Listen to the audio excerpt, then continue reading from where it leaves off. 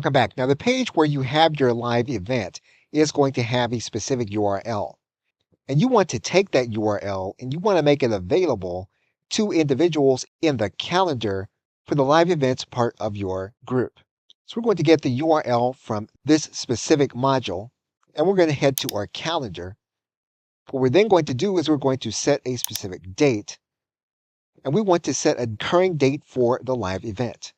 We are going to make this a recurring event.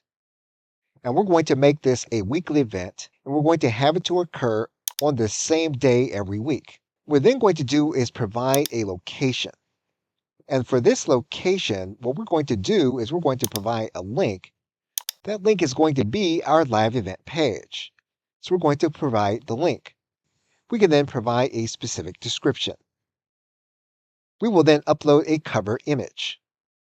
So what's important here is that we only make this calendar item available for the individuals that are part of the live events course.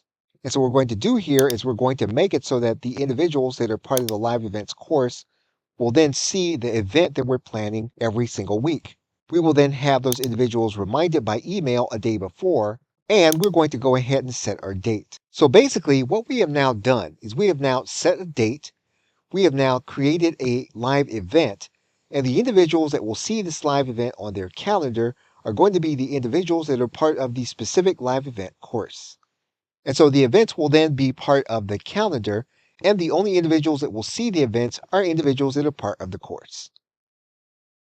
Okay, so with that, thanks, and I will see you in another video.